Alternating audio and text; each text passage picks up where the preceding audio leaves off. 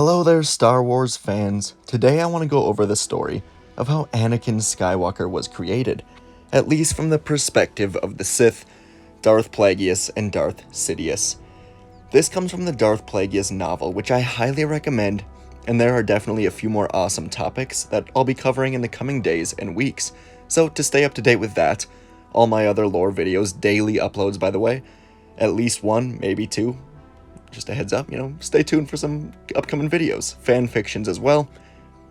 I've got a good one coming tomorrow. So subscribe, at least consider it. Just 13% of the people who watch my videos actually do hit the subscribe button, so please do, as it's the easiest and the best way to support.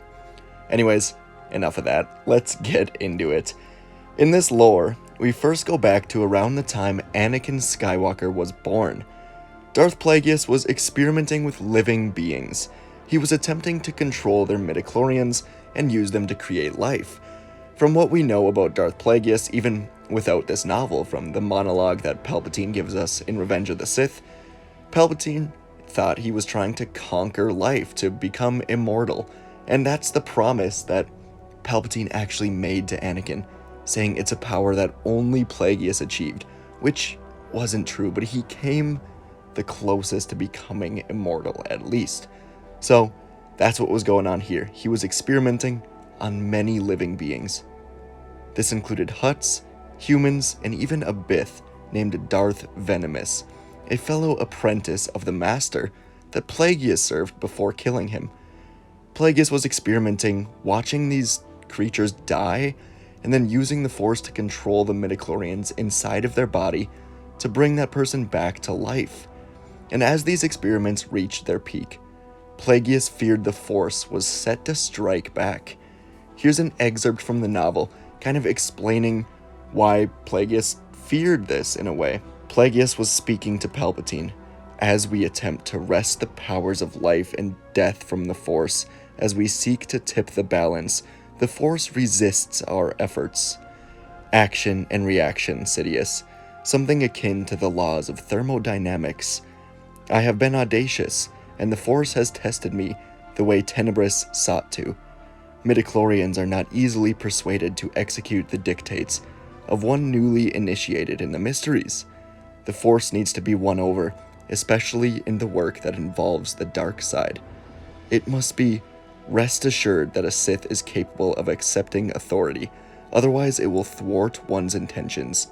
It will engineer misfortune. It will strike back. So, the Sith, in creating and trying to alter life and just go against the Force, try to control the Force, ultimately the Force intended on striking back. The Force couldn't be controlled, and it was going to retaliate in a way, and it did, in Anakin. But continuing on, the Sith nor the Jedi ever felt a creation in the Force that Plagueis feared, so they had no real reason to think that the Force actually did retaliate. Fast forward now around a decade. Palpatine is on Coruscant, conversing with Dooku, who is about to leave the Jedi Order, and Dooku reveals that his former Padawan, Qui-Gon Jinn, has come across a boy with an absurdly high midichlorian count, and the boy was created by the Force. Sidious could not believe it. He couldn't believe him and his master may have truly caused the Force to create the Chosen One, and he went to inform Plagueis, who also could not believe this. Plagueis himself then went to visit Anakin. He wanted to see the boy for himself, but he missed him by a few moments, as Qui-Gon actually brought him to the temple. We were moments away in the lore from Plagueis meeting Anakin, and that's where my next fan fiction is actually going to go. What if Plagueis trained Anakin? I think it's going to be a good one. Stay tuned. Once again, subscribe to see that one. Probably tomorrow. I'm going to enjoy that. Anyways, Anakin Skywalker, who was born without a father, was created by the Force with a nearly impossibly high midichlorian count. The Sith, largely on accident, created Anakin. Not directly, but their experiments caused the Force to retaliate and create the Chosen One.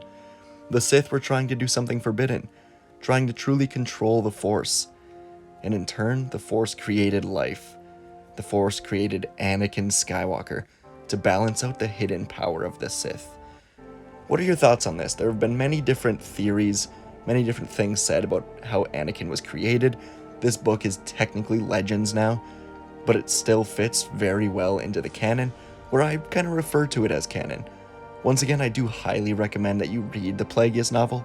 It gives so much insight into the start of Darth Maul, the start of Sidious, even Plagueis rising to power. And there's a part at the end, like the third act of the book, takes place during the Phantom Menace, so it adds to the Phantom Menace. There's a scene where Palpatine and Maul, in the movie, they're walking across Coruscant, right? We see them, and Maul says, "At last we will reveal ourselves to the Jedi. At last we will have revenge." And in this book, we get that scene with Plagueis watching them from afar, trying to observe Maul for himself. It's interesting, it really ties it in with the Phantom Menace, and this itself adds just a whole nother level to Anakin Skywalker, to Sidious, to everyone. It's crazy, I think it's interesting. This is what my explanation is, what I think the canon version should be, as to how Anakin was created. So, just gonna interject here with a bit more about this story. You may have heard me say Palpatine was talking to Dooku. Now this was, what's the context? The context here is they were in a cantina, and Dooku throughout this book is looked at as someone that Palpatine and Plagueis can eventually take over and corrupt to the dark side. And this was at a point where Dooku was angry with the Jedi and really debating on leaving them because of how they dealt with the Force, because of how they followed the Republic. They were more loyal to the Republic than the Force at this point, and it was blinding them. Dooku hated it. So Palpatine, like he did with Anakin, became Dooku's confidant. Whatever Dooku needed, whenever he needed to talk, Palpatine was ready to listen. And over time, Palpatine built that relationship. He built that partnership to when he eventually did reveal that he was a Sith, Dooku was more than ready to commit, knowing Palpatine's political prowess, knowing how strong he was, and just knowing everything about Palpatine at that point, knowing what he was able to achieve. Dooku was more than ready, as he did not like the Jedi High Council at this point. So, right now, Dooku was still technically a Jedi, as we were talking in this story, but he fully intended on leaving, which he told Palpatine, which he then went on to tell Palpatine about the boy that his apprentice, Qui-Gon Jinn, discovered. So that's where the context comes for in that spot. Again, just wanted to interject and give you some more of that. So, thank you, and let me know what you think. I'd love to know, and I'll see you in the next video.